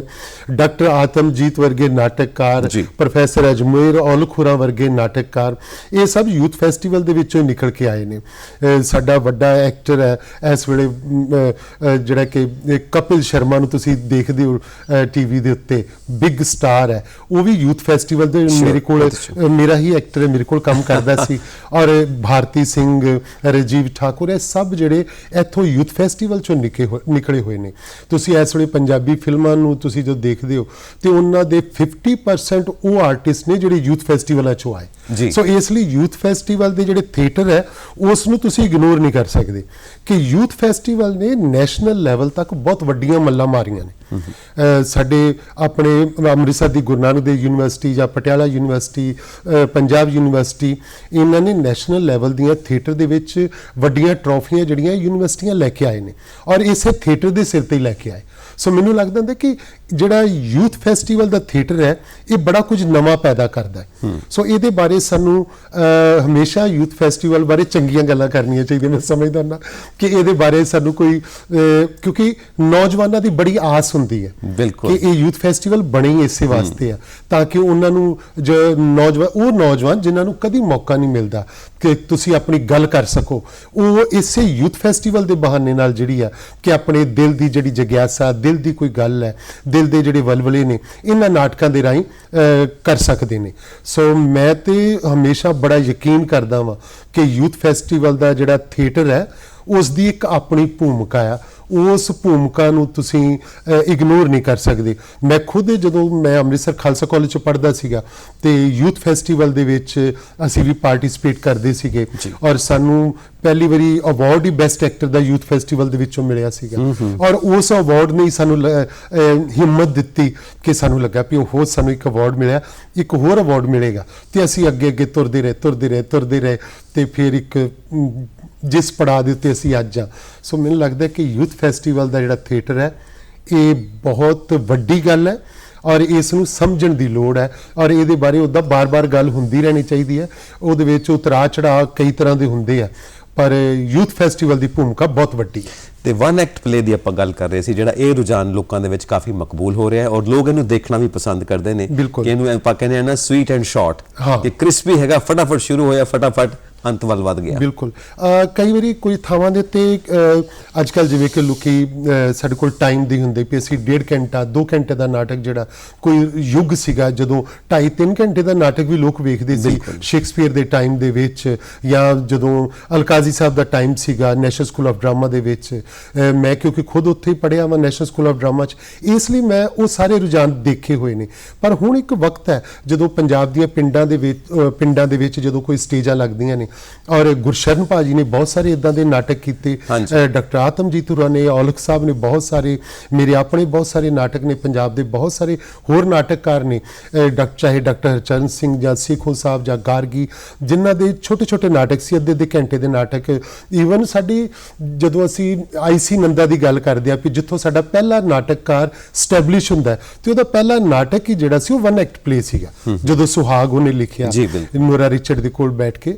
ਤਾਂ ਮੈਨੂੰ ਲੱਗਦਾ ਹੈ ਕਿ ਇਹ ਜਿਹੜੇ ਵਨ ਐਕਟ ਪਲੇ ਹੈ ਇਹ ਸਾਡੀ ਜਿਹੜੀ ਵੱਡੀ ਗੱਲ ਹੈ ਉਹ ਥੋੜੇ ਸਮੇਂ ਦੇ ਵਿੱਚ ਜ਼ਿਆਦਾ ਲੋਕਾਂ ਤੱਕ ਪਹੁੰਚਾ ਦਿੰਦੇ ਆ। ਸੋ ਇਸ ਲਈ ਵਨ ਐਕਟ ਦਾ ਰੁਝਾਨ ਕਦੀ ਰੁਕਣਾ ਨਹੀਂ ਚਾਹੀਦਾ, ਇਹ ਚੱਲਦਾ ਰਹਿਣਾ ਚਾਹੀਦਾ। ਖਾਸ ਤੌਰ ਤੇ ਜਦੋਂ ਤੁਸੀਂ ਪਿੰਡਾਂ ਦੇ ਵਿੱਚ ਥੀਏਟਰ ਕਰਦੇ ਹੋ ਤੇ ਉਸ ਵੇਲੇ ਤੁਸੀਂ ਉਹ ਲੋਕ ਜਦੋਂ ਆ ਕੇ ਬੈਠਦੇ ਨੇ ਤਾਂ ਉਹਨਾਂ ਨੂੰ ਲੱਗਦਾ ਹੁੰਦਾ ਜਦੋਂ ਅਸੀਂ ਆਏ ਆ ਤੇ ਅਸੀਂ ਇੱਕ ਨਾਟਕ ਹੀ ਕਿਉਂ 1.5 ਘੰਟੇ ਦਾ, 2 ਘੰਟੇ ਦਾ, 3 ਘੰਟੇ ਦਾ ਦੇਖੀਏ, ਅਸੀਂ ਅੱਧੇ ਘੰਟੇ ਦੇ ਨਾਟਕ ਦੇਖੀਏ, ਹੈ ਨਾ। ਤੇ ਉਹ 3-4 ਉਹਨਾਂ ਦੇ ਕੋਲ ਅਲੱਗ-ਅਲੱਗ ਮੁੱਦੇ ਚਲੇ ਜਾਂਦੇ ਨੇ। ਸੋ ਇਸ ਲਈ ਵਨ ਐਕਟ ਮੈਂ ਸਮਝਦਾ ਖੂਬਸੂਰਤ ਪੇਸ਼ਕਾਰੀ ਹੁੰਦੀ ਹੈ। ਤੁਸੀਂ NSD ਦੀ ਗੱਲ ਕੀਤੀ, ਨੈਸ਼ਨਲ ਸਕੂਲ ਆਫ ਡਰਾਮਾ, 1966 1962, ਮਤਲਬ ਉਦੋਂ ਇਹ ਬਹੁਤ ਜ਼ਿਆਦਾ ਮਤਲਬ ਚਰਚਾ 'ਚ ਵੀ ਆਇਆ ਇਹ ਇੰਸਟੀਚਿਊਟ ਔਰ ਅੱਜ ਵੀ ਚਰਚਾ 'ਚ ਹੈਗਾ ਕਿਉਂਕਿ ਇਹ ਮੁੱਢ ਹੈ, ਇੱਥੋਂ ਇੰਡੀਅਨ ਥੀਏਟਰ ਸ਼ੁਰੂ ਹੁੰਦਾ ਹੈ। ਔਰ 1962 ਤੋਂ ਲੈ ਕੇ 1977 ਤੱਕ ਇਬਰਾਹਿਮ ਅਲਕਾਜ਼ੀ ਸਾਹਿਬ ਉੱਥੋਂ ਦੇ ਚੀਫ ਰਹੇ ਨੇ ਔਰ ਉਹਨਾਂ ਦਾ ਜਿਹਨਾਂ ਨੂੰ ਆਪਾਂ ਕਹਿੰਦੇ ਆ ਕਿ ਪਿਤਾ ਨੇ ਉਹ ਇੰਡੀਅਨ ਥੀਏਟਰ ਦੇ, ਤੁਸੀਂ ਤਾਂ ਉਹਨਾਂ ਦੇ ਨਾਲ ਕੰਮ ਵੀ ਕੀਤਾ, ਉਹਨਾਂ ਦੇ ਤੁਸੀਂ ਸ਼ਾਗਿਰਦ ਹੋ, ਕਿੰਨਾ ਕਸਰ ਹੈ ਉਹਨਾਂ ਦਾ ਅੱਜ ਦੇ ਰੁਝਾਨਾਂ ਦੇ ਉੱਤੇ? ਮੈਂ ਸਮਝਦਾ ਕਿ ਅਲਕਾਜ਼ੀ ਸਾਹਿਬ ਤੇ ਇੱਕ ਦੁਨੀਆ ਸੀ ਰੰਗਮੰਚ ਦੀ, ਉਹ ਇੱਕ ਯੁੱਗ ਸੀਗਾ। ਅਲਕਾਜ਼ੀ ਸਾਹਿਬ ਵਰਗਾ ਯੁੱਗ ਕਹਿ ਲਓ ਕਿ ਮੁੜ ਕੇ ਨਹੀਂ ਆ ਸਕਦਾ, ਹੈ ਨਾ। ਸੋ ਉਹ ਜਿਸ ਯੁੱਗ ਦੇ ਵਿੱਚ ਉਹਨਾਂ ਨੇ ਕੰਮ ਕੀਤਾ, ਜੋ ਕੁਝ ਉਹਨਾਂ ਨੇ ਲਿਆ ਕੇ ਹਿੰਦੁਸਤਾਨ ਦੇ ਥੀਏਟਰ ਨੂੰ ਦਿੱਤਾ, ਜਿਸ ਤਰ੍ਹਾਂ ਦੀ ਟ੍ਰੇਨਿੰਗ ਉਹਨਾਂ ਨੇ ਦਿੱਤੀ, ਔਰ ਜਿਹੜੇ ਉਹਨਾਂ ਨੇ ਸ਼ਾਗਿਰਦ ਪੈਦਾ ਕੀਤੇ, ਚਾਹੇ ਉਹ ਬੀਵੀ ਕਾਰੰਤ ਵਰਗੇ ਸੀ, ਅੰਕੁਰ ਜੀ ਵਰਗੇ ਲੋਕ ਸੀ, MK ਰੈਣਾ ਵਰਗੇ ਲੋਕ ਸੀ, ਪ੍ਰਸੰਨਾ ਸਾਹਿਬ ਵਰਗੇ ਲੋਕ ਸੀਗੇ, ਇਹ ਸਭ ਉੱਥੋਂ ਹੀ ਨਿਕਲ ਕੇ ਆਏ। ਤੇ ਉਹਨਾਂ ਨੇ ਉਸ ਯੁੱਗ ਦੇ ਵਿੱਚ ਆਪਣੇ ਸਟੂਡੈਂਟਸ ਨੂੰ ਕਿਸੇ ਇੱਕ ਜਗ੍ਹਾ ਦੇ ਉੱਤੇ ਰੁਕਿਆ ਨਹੀਂ, ਪੂਰੇ ਹਿੰਦੁਸਤਾਨ ਦੇ ਵਿੱਚ ਉਹਨਾਂ ਦੇ ਸ਼ਾਗਿਰਦ ਜਿਹੜੇ ਉਹ ਫੈਲ ਗਏ। ਤੇ ਫਿਰ ਨੈਸ਼ਨਲ ਸਕੂਲ ਆਫ ਡਰਾਮਾ ਸਿਰਫ ਇੱਕ ਨੈਸ਼ਨਲ ਸਕੂਲ ਆਫ ਡਰਾਮਾ ਨਹੀਂ ਰਹਿ ਗਿਆ।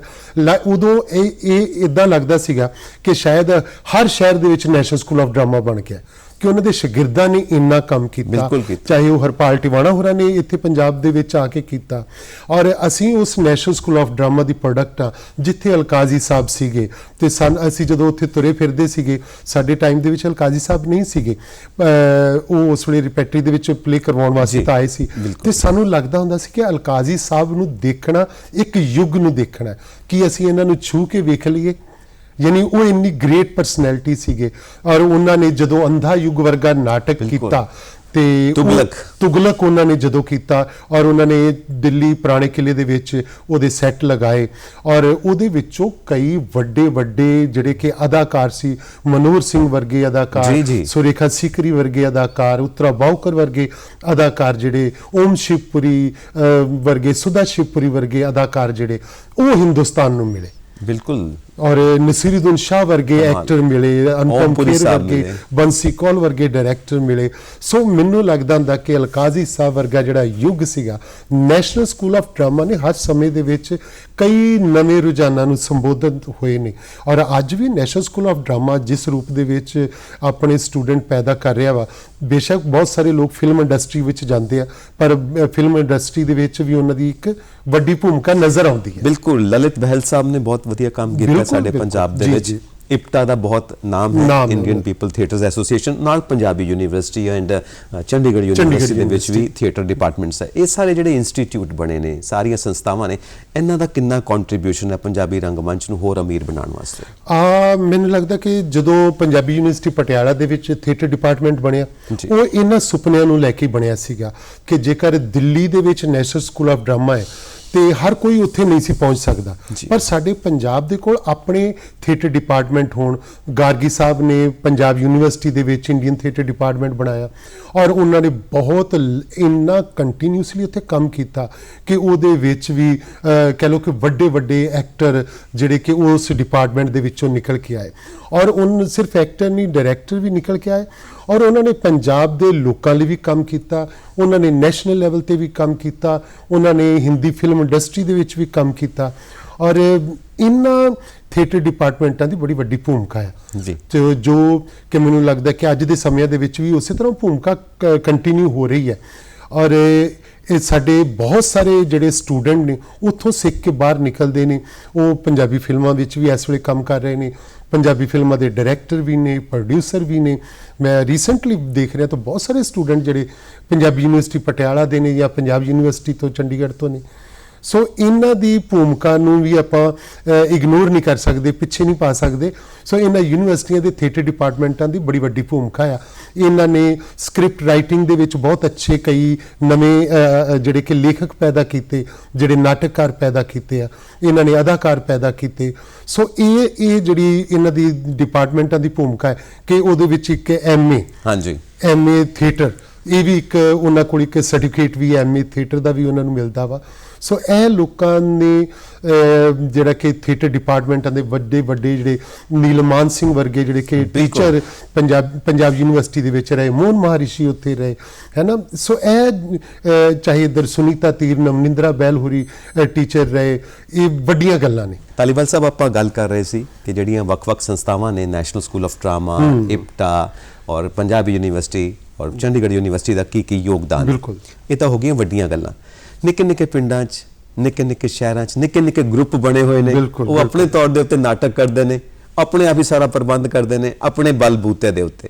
ਉਹਨਾਂ ਨੂੰ ਜ਼ਰਾ ਹੱਲਾਸ਼ੇਰੀ ਦੇ ਦਿਓ। ਮੈਂ ਸਮਝਦਾ ਕਿ ਜਿਹੜੇ ਸਾਡੇ ਥੀਏਟਰ ਡਿਪਾਰਟਮੈਂਟ ਨੇ ਉਹ ਜੇਕਰ ਉਹ ਅੱਜ ਚੱਲਦੇ ਪਏ ਆ ਤਾਂ ਉਹ ਇਹਨਾਂ ਕਰਕੇ ਚੱਲਦੇ ਪਏ ਆ ਕਿਉਂਕਿ ਇਹ ਲੋਕ ਸਾਡੇ ਰੂਟਸ ਨੇ ਜਿਹੜੇ ਛੋਟੇ ਛੋਟੇ ਥੀਏਟਰ ਗਰੁੱਪ ਨੇ ਪੰਜਾਬ ਵਿੱਚ ਇਸ ਵੇਲੇ ਲਗਭਗ 100-150 ਥੀਏਟਰ ਗਰੁੱਪ ਹੈ ਕੰਮ ਕਰਦਾ ਪਿਆ ਔਰ ਇਹ ਪੰਜਾਬ ਦੇ ਪਿੰਡਾਂ ਦੇ ਵਿੱਚ ਪੰਜਾਬ ਦੇ ਸ਼ਹਿਰਾਂ ਦੇ ਵਿੱਚ ਆਪਣੇ ਛੋਟੇ ਛੋਟੇ ਥੀਏਟਰ ਗਰੁੱਪ ਨੇ ਕਿਸੇ ਵਿੱਚ 8 ਜਣੇ 10 ਜਣੇ 5 ਜਣੇ 20 ਜਣੇ ਵੀ ਹੈਗੇ ਆ ਤੇ ਉਹ ਪਿੰਡਾਂ ਵਿੱਚ ਜਾਂਦੇ ਆ ਪਰਫਾਰਮ ਕਰਦੇ ਆ ਉੱਥੇ ਸਹੂਲਤਾਂ ਉਹਨਾਂ ਕੋਲ ਬਹੁਤ ਜ਼ਿਆਦਾ ਨਹੀਂ ਹੁੰਦੀਆਂ ਕੋਈ ਲਾਈਟ ਨਹੀਂ ਹੈ ਸਾਊਂਡ ਨਹੀਂ ਹੈ ਇਹੋ ਜਿਹਾ ਕੁਝ ਵੀ ਨਹੀਂ ਹੁੰਦਾ ਪਰ ਉਹ ਆਪਣੇ ਬਲਬੂਤੇ ਦੇ ਉੱਤੇ ਉਹ ਸਾਡੇ ਤੇ ਉੱਦਾਂ ਵੀ ਪਿੰਡਾਂ ਦੇ ਵਿੱਚ ਜਿਹੜਾ ਕਿ ਹਰ ਵੇਲੇ ਹਰ ਇੱਕ ਨੂੰ ਜੀ ਆਇਆਂ ਕਿਹਾ ਜਾਂਦਾ ਹੈ ਸੋ ਇਹ ਕਲਾਕਾਰ ਜਦੋਂ ਪਿੰਡਾਂ ਦੇ ਵਿੱਚ ਜਾਂਦੇ ਆ ਨਾਟਕ ਕਰਨ ਲਈ ਤੇ ਇਹਨਾਂ ਨੂੰ ਹਮੇਸ਼ਾ ਜੀ ਆਇਆਂ ਕਿਹਾ ਜਾਂਦਾ ਸਾਡੀਆਂ ਬਹੁਤ ਸਾਰੀਆਂ ਪੰਜਾਬ ਦੇ ਵਿੱਚ ਅਜਿਹੀਆਂ ਸਮਾਜਿਕ ਜਥੇਬੰਦੀਆਂ ਨੇ ਜਿਹੜੀਆਂ ਸਮਾਜਿਕ ਮੁੱਦਿਆਂ ਤੇ ਕੰਮ ਕਰਦੀਆਂ ਨੇ ਉਹ ਇਹਨਾਂ ਨੂੰ ਸਟੇਜ ਦਿੰਦੀਆਂ ਨੇ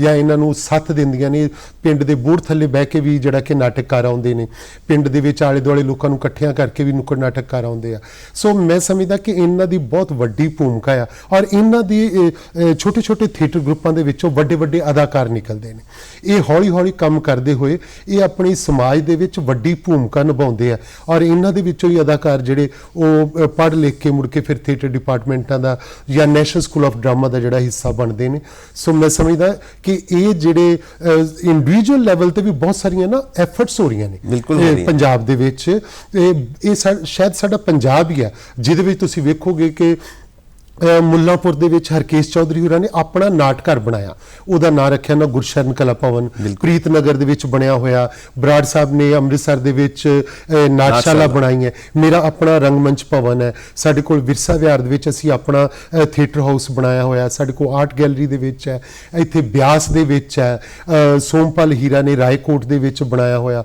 ਫਗਵਾੜੇ ਦੇ ਵਿੱਚ ਉਹ ਗਮਨੂ ਬਾਂਸਲ ਮੁੰਡਾ ਇਹ ਸਾਰੇ ਕਿਸੇ ਹੋਰ ਦੀ ਸਪੋਰਟ ਤੋਂ ਬਗੈਰ ਸਿਰਫ ਇੰਡੀਵਿਜੂਅਲ ਐਫਰਟਸ ਦੇ ਨਾਲ ਜੇਬ ਚੋਂ ਪੈਸਾ ਲਗਾ ਕੇ ਇਹਨਾਂ ਨੇ ਆਪਣੇ ਨਾਟਕਾਰ ਉਸਾਰੇ ਹੋਏ ਆ ਤਾਂ ਕਿ ਉਹ ਉੱਥੇ ਆਪਣੇ ਜਿਹੜੇ ਰੰਗਮੰਚ ਦੇ ਜਿਹੜੇ ਰੰਗ ਨੇ ਉਹਨਾਂ ਦੇ ਨਾਲ ਆਪਣੀ ਜਗਿਆਸਾ ਜਿਹੜੀ ਆ ਉਹਨੂੰ ਪੂਰੀ ਕਰ ਸਕਣ ਤੇ ਉਹਨਾਂ ਦੇ ਦਿਲ ਦੀ ਗੱਲ ਨਾ ਮੇਰੇ ਤੱਕ ਪਹੁੰਚ ਰਹੀ ਹੈ ਕਹਿੰਦੇ ਆਸ਼ੀਰਵਾਦ ਦੇ ਤੌਰ ਤੇ ਧਾਲੀਵਾਲ ਸਾਹਿਬ ਕੁਝ ਡਾਇਲੋਗ ਕੁਝ ਪਰਫਾਰਮੈਂਸ ਸਾਨੂੰ ਦੇ ਦੇਣ ਤੇ ਸਾਨੂੰ ਇੱਕ ਰਾਹ ਮਿਲ ਜਾਏ ਕਿ ਇਦਾਂ ਕਰਨਾ ਚਾਹੀਦਾ ਮੈਂ ਸੱਚੀ ਗੱਲ ਮੈਂ ਤੇ ਉਦਾਂ ਬਤੌਰ ਡਾਇਰੈਕਟਰ ਹੀ ਕੰਮ ਕਰਦਾ ਵਾਂ ਬਹੁਤ ਘੱਟ ਨਾਟਕਾਂ ਦੇ ਵਿੱਚ ਹੁਣ ਮੈਂ ਕਦੀ ਅਦਾਕਾਰੀ ਕਰਦਾ ਲੂਣਾ ਦੇ ਵਿੱਚ ਕੀਤਾ ਹੈ ਸਲਵਾਨ ਦਾ ਕਲਾ ਮੈਂ ਤੁਹਾਡਾ ਉਹ ਦੇਖਿਆ ਹੋਇਆ ਨਾਟਕ ਜੀ ਚਲੋ ਚ ਮੈਂ 2-4 ਲਾਈਨਾਂ ਬੋਲਦਾ ਉਹਦੀਆਂ ਸਲਵਾਨ ਵਾਲਾ ਕਰੈਕਟਰ ਹੈ ਪੂਰਨ ਜਦੋਂ ਘਰ ਛੱਡ ਕੇ ਜਾ ਰਿਹਾ ਤਾਂ ਉਸ ਵੇਲੇ ਸਲਵਾਨ ਉਹਨੂੰ ਗੱਲ ਕਰਦਾ ਉਹਦੇ ਸਵਾਗਤ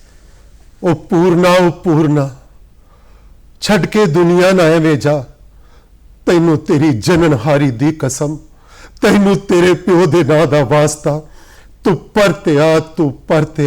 ਪਰਤਿਆ ਨਾਰ ਵਿੱਚ ਕਿੱਥੇ ਵਫਾ ਇਹ ਸਦਾ ਹੈ ਬੇਵਫਾ ਇਹ ਸਦਾ ਹੈ ਬੇਹਯਾ ਇਸ ਕਮੀਨੀ ਜ਼ਾਤ ਲਈ ਪੁੱਤਰਾ ਜਾਨ ਨਾ ਆਪਣੀ ਗਵਾ ਉਹ ਪੂਰਨਾ ਛੱਡ ਕੇ ਦੁਨੀਆ ਨਾ ਐਵੇਂ ਜਾ ਤੂੰ ਪਰਤਿਆ ਇਹ ਆਸ਼ੀਰਵਾਦ ਪੂਰਾ એનર્ਜੀ ਦੇਗਾ ਸਾਡੇ ਇਹਨਾਂ ਗਰੁੱਪਸ ਨੂੰ ਔਰ ਦੇਖੋ ਕੀ ਕਮਾਲ ਕਰਦੇ ਨੇ ਇੱਕ ਧਾਲੀਵਾਲ ਸਾਹਿਬ ਹਮੇਸ਼ਾ ਰਹਿੰਦਾ ਹੈ ਕਿ ਤਾੜੀਆਂ ਵੱਜਦੀਆਂ ਨੇ ਤਾਰੀਫਾਂ ਹੁੰਦੀਆਂ ਨੇ ਸਾਡੀ ਰੂਹ ਨੂੰ ਖੁਰਾਕ ਮਿਲਦੀ ਹੈ ਮਨ ਨੂੰ ਖੁਰਾਕ ਮਿਲਦੀ ਹੈ ਹੁਣ ਢਿੱਡ ਨੂੰ ਵੀ ਖੁਰਾਕ ਚਾਹੀਦੀ ਹੈ ਬਿਲਕੁਲ ਰੋਟੀ ਪੈਸਾ ਇਹ ਲੱਭਦਾ ਨਹੀਂ ਥੀਏਟਰ 'ਚ ਹੁਣ ਕੀਤਾ ਕੀ ਜਾਵੇ ਮੈਂ ਜਦੋਂ ਅਸੀਂ ਪਹਿਲਾਂ ਗੱਲਾਂ ਕਰ ਰਹੇ ਸੀ ਨਾ ਕਿ ਸਾਡੇ ਕੋਲ ਕਈ ਨਵੇਂ ਰੁਝਾਨ ਆਏ ਨੇ ਰੰਗਮੰਚ ਦੇ ਵਿੱਚ ਤੇ ਬੜਾ ਕੁਝ ਬਦਲਿਆ ਰੰਗਮੰਚ ਦੇ ਵਿੱਚ ਨਾਟ ਓਨਲੀ ਪੰਜਾਬੀ ਰੰਗਮੰਚ ਪੂਰੇ ਹਿੰਦੁਸਤਾਨੀ ਰੰਗਮੰਚ ਦੇ ਵਿੱਚ ਕਈ ਤਰ੍ਹਾਂ ਦੇ ਸਟਾਈਲ ਆਏ ਆ ਪਰ ਜੇਕਰ ਕੁਝ ਨਹੀਂ ਬਦਲਿਆ ਤੇ ਰੰਗਮੰਚ ਦੀ ਆਰਥਿਕਤਾ ਨਹੀਂ ਬਦਲੀ ਆਰਥਿਕਤਾ ਉੱਥੇ ਦੀ ਉੱਥੇ ਹੀ ਖੜੀ ਹੈ ਪਰ ਇਹਦੇ ਵਿੱਚ ਮੈਨੂੰ ਲੱਗਦਾ ਹੈ ਕਿ ਹੁਣ ਉਦਾਂ ਬਹੁਤ ਕੁਝ ਜਿਹਾ ਆ ਗਿਆ ਹੈ ਕਿ ਰੰਗਮੰਚ ਦੇ ਵਿੱਚੋਂ ਰੋਟੀ ਖਾਧੀ ਜਾ ਸਕਦੀ ਹੈ ਕਿਉਂਕਿ ਰੰਗਮੰਚ ਦੇ ਵਿੱਚ ਹੁਣ ਇੱਕ ਟ੍ਰੇਨਿੰਗ ਆ ਗਈ ਹੈ ਜਦੋਂ ਸਾਡੇ ਕੋਲ ਨੈਸ਼ਨਲ ਸਕੂਲ ਆਫ ਡਰਾਮਾ ਆਇਆ ਸਾਡੇ ਕੋਲ ਯੂਨੀਵਰਸਿਟੀਆਂ ਦੇ ਥੀਏਟਰ ਡਿਪਾਰਟਮੈਂਟ ਆਏ ਤੇ ਮੈਨੂੰ ਲੱਗਦਾ ਹੈ ਕਿ ਸਾਡੇ ਕੋਲ ਹੁਣ ਜਿਹੜੇ ਟ੍ਰੇਨਡ ਹੋ ਕੇ ਐਕਟਰ ਨਿਕਲਦੇ ਨੇ ਡਾਇਰੈਕਟਰ ਨਿਕਲਦੇ ਨੇ ਉਹਨਾਂ ਨੂੰ ਰੋਜ਼ੀ ਰੋਟੀ ਉਨੀ ਮੁਸ਼ਕਲ ਨਹੀਂ ਹੈ ਕਿ ਹੁਣ ਉਹਨਾਂ ਦੇ ਰੂਹ ਦੀ ਖੁਰਾਕ ਵੀ ਪੂਰੀ ਹੋ ਰਹੀ ਹੈ ਤੇ ਉਹਨਾਂ ਦੇ ਪੇਟ ਦੀ ਖੁਰਾਕ ਵੀ ਜਿਹੜੀ ਪੂਰੀ ਹੋਣ ਲੱਗ ਪਈ ਹੈ। ਬੇਸ਼ੱਕ ਰੰਗਮੰਚ ਦੇ ਵਿੱਚ ਸਾਡੇ ਅਜਿਹੇ ਕੋਈ ਸੁਪਨੇ ਨਹੀਂ ਹੁੰਦੇ ਕਿ ਅਸੀਂ ਕੋਈ ਮਹਿਲ ਮਾੜੀਆਂ ਉਸਾਰ ਲੈਣੀਆਂ ਨੇ, ਪਰ ਸਾਨੂੰ ਇੰਨਾ ਜ਼ਰੂਰ ਹੁੰਦਾ ਹੈ ਕਿ ਅਸੀਂ ਇੱਕ ਆਸਾਨੀ ਨਾਲ ਥੋੜੀ ਜ਼ਿੰਦਗੀ ਜਿਹੜੀ ਸੌਖੀ ਜੀ ਸਕੀਏ। ਬਿਲਕੁਲ। ਸੋ ਸੌਖੀ ਜ਼ਿੰਦਗੀ ਜੀਂਦੇ ਪਏ ਨੇ ਬਹੁਤ ਸਾਰੇ ਮੇਰੇ ਖੁਦ ਅਦਾਕਾਰ ਨੇ, ਮੇਰੇ ਨਾਲ ਕੰਮ ਕਰਨ ਵਾਲੇ ਜਿਹੜੇ ਸਿਰਫ ਐਕਟਰ ਨੇ, ਤੇ ਉਹ ਐਕਟਰ ਜਿਹਦੀ ਮੈਂ ਹੁਣੇ ਗੱਲ ਕਰ ਰਿਹਾ ਸੀ, ਸਾਡੇ ਕੋਲ ਇਹ ਨਾਟਕ ਮੈਂ ਰੋ ਨਾ ਲਵਾਂ ਇੱਕ ਵਾਰ, ਇਹਦੇ ਵਿੱਚ ਸਾਡਾ ਅਦਾਕਾਰ ਹੈ ਮੁੰਡਾ ਗੁਰਤੇਜ ਮਾਨ, ਕਮਾਲ ਦਾ ਅਦਾਕਾਰ ਹੈ, ਮੇਰੇ ਕੋਲ 15-20 ਸਾਲ ਤੋਂ ਕੰਮ ਕਰਦਾ ਪਿਆ ਵਾ ਔਰ ਉਹ ਫੁੱਲ ਟਾਈਮ ਥੀਏਟਰ ਕਰਦਾ ਵਾ। ਇਸ ਤਰ੍ਹਾਂ ਦੇ ਮੇਰੇ ਹੋਰ ਕਈ ਅਦਾਕਾਰ ਨੇ ਜਿਹੜੇ ਕਿ ਫੁੱਲ ਟਾਈਮ ਥੀਏਟਰ ਕਰਦੇ ਨੇ ਔਰ ਉਹਦੇ ਵਿੱਚੋਂ ਆਪਣਾ ਰੋਜ਼ੀ ਰੋਟੀ ਦਾ ਰੁਜ਼ਗਾਰ ਜਿਹੜਾ ਚਲਾ ਰਹੇ ਨੇ। ਪੰਜਾਬ ਦੇ ਬਹੁਤ ਸਾਰੇ ਥੀਏਟਰ ਗਰੁੱਪ ਨੇ ਔਰ ਮੈਨੂੰ ਲੱਗਦਾ ਕਿ ਮਸਲੇ ਹੌਲੀ ਹੌਲੀ ਹੱਲ ਹੋ ਰਹੇ ਨੇ, ਇਹ ਹੋਣੇ ਵੀ ਚਾਹੀਦੇ ਨੇ। ਤੇ ਇਹਦਾ ਇੱਕ ਜਿਹੜੀ ਗੱਲ ਸ਼ਾਇਦ ਆਪਾਂ ਕਰਨੀ ਸੀ ਤੇ ਮੈਂ ਇਹਦੇ ਨਾਲ ਹੀ ਜੋੜਦਾ, ਇਹ ਮਸਲੇ ਹੋਰ ਸੌਖੇ ਤਰੀਕੇ ਨਾਲ ਹੱਲ ਹੋ ਸਕਦੇ ਆ ਜੇਕਰ ਸਾਡੇ ਕੋਲ ਐਜੂਕੇਸ਼ਨ ਸਿਸਟਮ ਦੇ ਵਿੱਚ ਰੰਗਮੰਚ ਆ ਜਾਏ। ਬਿਲਕੁਲ, ਸਾਡਾ ਸਿਲੇਬਸ ਹੋਵੇ, ਸਾਡੇ ਕੋਲ ਸਿਲੇਬਸ ਦਾ ਹਿੱਸਾ ਹੋਣਾ ਚਾਹੀਦਾ। ਇਹ ਤੇ 5ਵੀਂ ਜਮਾਤ ਵਿੱਚੋਂ ਸ਼ੁਰੂ ਹੋ ਜਾਣਾ ਚਾਹੀਦਾ ਸਾਡੇ ਕੋਲ, ਕਿਉਂਕਿ ਸਿੱਧਾ ਐਮਏ ਦੇ ਵਿੱਚ ਜਾ ਕੇ ਹੁਣ ਰੰਗਮੰਚ ਸ਼ੁਰੂ ਹੁੰਦਾ, ਜਿਹੜੀ ਕਿ ਸਬਜੈਕਟ ਮਿਲਦਾ। ਜੇਕਰ 5ਵੀਂ ਜਮਾਤ ਵਿੱਚ ਜਿੱਦਾਂ ਸਾਡੇ ਕੋਲ ਨ੍ਰਿਤ ਦਾ ਵੀ ਸਬਜੈਕਟ ਹੈਗਾ, ਸਾਡੇ ਕੋਲ ਸੰਗੀਤ ਦਾ ਹੈਗਾ, ਸਾਡੇ ਕੋਲ ਪੇਂਟਿੰਗ ਦਾ ਹੈਗਾ, ਤੇ ਰੰਗਮੰਚ ਦਾ ਕਿਉਂ ਨਹੀਂ ਹੋ ਸਕਦਾ। ਸੋ ਜੇਕਰ ਇੱਥੋਂ ਹੀ ਇੱਕ ਸਬਜੈਕਟ ਦੇ ਤੌਰ ਤੇ ਇੰਟਰੋਡਿਊਸ ਹੋ ਜਾਏ ਤੇ ਬਾਕਾਇਦਾ ਸਕੂਲਾਂ ਦੇ ਵਿੱਚ ਰੰਗਮੰਚ ਪੜਾਉਣ ਵਾਲੇ ਵੀ ਆ ਜਾਣ ਤੇ ਰੰਗਮੰਚ ਪੜਾਉਣ ਵਾਲੇ ਨੂੰ ਨੌਕਰੀ ਵੀ ਮਿਲ ਜਾਏਗੀ। ਬਿਲਕੁਲ ਮਿਲ ਜਾਏਗੀ। ਤੇ ਇਸ ਕਰਕੇ ਮੈਨੂੰ ਲੱਗਦਾ ਇਹ ਜਿਹੜਾ ਸਾਡਾ ਆਰਥਿਕਤਾ ਦਾ ਮੁੱਦਾ ਇਹ ਕਾਫੀ ਵਧੀਆ ਤਰੀਕੇ ਨਾਲ ਹੱਲ ਹੋ ਸਕਦਾ ਜੇਕਰ ਸਕੂਲਾਂ ਵਿੱਚ ਰੰਗਮੰਚ ਦਾ ਜਿਹੜਾ ਸਬਜੈਕਟ ਸ਼ੁਰੂ ਹੋ ਜਾਏ। ਬਿਲਕੁਲ, ਟ੍ਰੇਨਿੰਗ ਹੋਵੇ ਤਾਂ ਫਿਰ ਉਹ ਗੱਲ ਜਿਹੜੀ ਕਹਿੰਦੇ ਨੇ ਨਾ ਢਿੱਡ ਦਾ ਪਈਆਂ ਰੋਟੀਆਂ ਤੇ ਸਭੇ ਗੱਲਾਂ ਖੋਟੀਆਂ, ਉਹਦਾ ਵੀ ਹੱਲ ਮਿਲ ਜੂਗਾ। ਤੁਸੀਂ ਗੱਲ ਕੀਤੀ ਹੈ ਅੱਜ ਦੇ ਯੁੱਗ ਦੀ, ਸੋ ਇੱਕ ਬਰੀਫ ਜਿਹਾ ਤੁਹਾਡੇ ਕੋਲੋਂ ਜਵਾਬ ਚਾਹੂੰਗਾ। ਅੱਜ ਫਿਲਮਸ ਦਾ ਦੌਰ ਹੈ, ਟੈਲੀਵਿਜ਼ਨ ਦਾ ਦੌਰ ਹੈ, ਵੈਬ ਸੀਰੀਜ਼ ਦਾ ਦੌਰ ਹੈ ਔਰ ਥੀਏਟਰ ਵੀ ਟੈਕਨੀਕਲ ਹੁੰਦਾ ਜਾ ਰਿਹਾ ਹੈ, ਟੈਕਨੀਕੈਲਿਟੀਜ਼ ਉਹਦੇ 'ਚ ਆ ਰਹੀਆਂ ਨੇ। ਹਾਲਾਂਕਿ ਪੰਜਾਬ ਦੇ ਥੀਏਟਰ ਦੇ ਵਿੱਚ ਟੈਕਨੀਕੈਲਿਟੀਜ਼ ਤੁਸੀਂ ਉਹ ਲੈ ਕੇ ਆਏ ਹੋ, ਨਵੇਂ ਤਰ੍ਹਾਂ ਦੇ ਐਕਸਪੈਰੀਮੈਂਟਸ। ਬਿਲਕੁਲ, ਮੈਂ ਸਮਝਦਾ ਕਿ ਰੰਗਮੰਚ ਜਿਹੜਾ ਨਾ ਹਮੇਸ਼ਾ ਸਮਾਜ ਦੇ ਨਾਲ ਅੱਗੇ ਵੱਧਦਾ ਜਿਉਂਦਾ ਹੈ, ਕਿਉਂਕਿ ਜੋ ਕੁਝ ਵੀ ਨਵਾਂ ਆਉਂਦਾ ਹੈ ਸਮਾਜ ਦੇ ਵਿੱਚ, ਚਾਹੇ ਉਹ ਟੈਕਨੀਕੈਲਿਟੀਜ਼ ਹੋਣ, ਚਾਹੇ ਉਹ ਸਮਾਜਿਕ ਵਿਸ਼ੇ ਨਵੇਂ ਆ ਰਹੇ ਹੋਣ, ਰੰਗਮੰਚ ਸਭ ਤੋਂ ਪਹਿਲਾਂ ਉਹਨਾਂ ਨੂੰ ਅਪਣਾਉਂਦਾ ਹੈ। ਹੁਣ ਜੇਕਰ ਤਕਨੀਕਾਂ ਵੀ ਆਈਆਂ ਰੰਗਮੰਚ ਦੇ ਵਿੱਚ ਤੇ ਰੰਗਮੰਚ ਸਮਾਜ ਦੇ ਵਿੱਚ ਸਾਡੇ ਕੋਲ ਆਈਆਂ ਤੇ ਰੰਗਮੰਚ ਨੇ ਉਹਨਾਂ ਨੂੰ ਅਪਣਾਇਆ। ਅਸੀਂ ਲਾਈਟ ਡਿਜ਼ਾਈਨ ਦੇ ਵਿੱਚ ਬਹੁਤ ਸਾਰੇ ਐਕਸਪੈਰੀਮੈਂਟ ਕੀਤੇ ਨੇ। ਅਸੀਂ ਸਾਊਂਡ ਨੂੰ ਵੀ ਹੁਣ ਡਿਜ਼ਾਈਨ ਕਹਿਣ ਲੱਗ ਪਏ ਕਿ ਸਾਊਂਡ ਡਿਜ਼ਾਈਨ ਕੀਤੀ ਜਾਂਦੀ ਹੈ, ਕੱਲਾ ਮਾਈਕ ਲਗਾਇਆ ਨਹੀਂ ਜਾਂਦਾ, ਉਸ ਦੀ ਪੂਰੀ ਸਾਊਂਡ ਦੀ ਡਿਜ਼ਾਈਨਿੰਗ ਕੀਤੀ ਜਾਂਦੀ ਹੈ। ਕਾਸਟਿਊਮ ਡਿਜ਼ਾਈਨ ਕੀਤਾ ਜਾਂਦਾ ਹੈ, ਮੇਕਅਪ ਡਿਜ਼ਾਈਨ ਕੀਤਾ ਜਾਂਦਾ ਹੈ, ਜਿਊਲਰੀ ਡਿਜ਼ਾਈਨ ਕੀਤੀ ਜਾਂਦੀ ਹੈ, ਈਵਨ ਸਾਡੇ ਫੁੱਟਵੇਅਰ ਜਿਹੜੇ ਨੇ ਉਹ ਡਿਜ਼ਾਈਨ ਕੀਤੇ ਜਾਂਦੇ ਨੇ, ਵਿਗ ਜਿਹੜੇ ਸਾਡੇ ਉਹ ਡਿਜ਼ਾਈਨ ਕੀਤੇ ਜਾਂਦੇ ਨੇ। ਸੋ ਇੱਕ ਡਿਜ਼ਾਈਨ ਦਾ ਵੱਡਾ ਕਨਸੈਪਟ ਆਇਆ ਔਰ ਅਸੀਂ ਜਿਹੜਾ ਕਿ ਉਹ ਸਾਰੇ ਡਿਜ਼ਾਈਨ ਨੂੰ ਜਿਹੜਾ ਕਿ ਆਪਣੇ ਰੰਗਮੰਚ ਦਾ ਹਿੱਸਾ ਬਣਾਇਆ। ਮੈਂ ਖੁਦ ਇਹ ਕਹਿੰਦਾ ਹੁੰਦਾ, ਮੈਂ ਇਸ ਗੱਲ 'ਚ ਯਕੀਨ ਰੱਖਦਾ ਕਿ ਜਦੋਂ ਮੈਂ ਨਾਟਕ ਕਰਦਾ ਤੇ ਮੇਰੇ ਨਾਟਕ ਵਿੱਚ ਮੇਰੇ ਸਿਰਫ ਐਕਟਰ ਨਹੀਂ ਸਟੇਜ ਦੇ ਉੱਤੇ ਬੋਲਦੇ, ਮੇਰਾ ਸੈੱਟ ਵੀ ਬੋਲਦਾ, ਮੇਰੀ ਲਾਈਟ ਵੀ ਬੋਲਦੀ, ਉਹਨਾਂ ਦੇ ਕਾਸਟਿਊਮ ਵੀ ਬੋਲਦੇ, ਉਹਨਾਂ ਦੀ ਜਿਊਲਰੀ ਵੀ ਬੋਲਦੀ ਹੈ।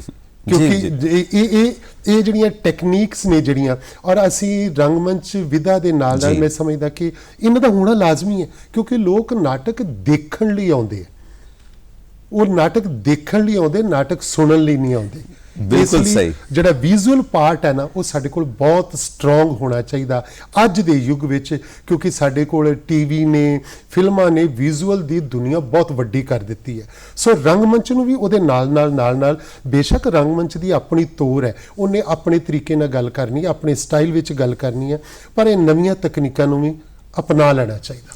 ਬਹੁਤ ਬਹੁਤ ਸ਼ੁਕਰੀਆ। ਵਾਹਿਗੁਰੂ ਤੁਹਾਨੂੰ ਚੜ੍ਹਦੀ ਕਲਾ ਬਖਸ਼ੇ ਤੇ ਇਸੇ ਤਰ੍ਹਾਂ ਤੁਸੀਂ ਰੰਗਕਰਮੀ ਬਣ ਕੇ ਹਮੇਸ਼ਾ ਰੰਗਮੰਚ ਦੀ ਸੇਵਾ ਕਰਦੇ ਰਹੋ। ਬਹੁਤ ਸ਼ੁਕਰੀਆ। ਬਹੁਤ ਬਹੁਤ ਸ਼ੁਕਰੀਆ।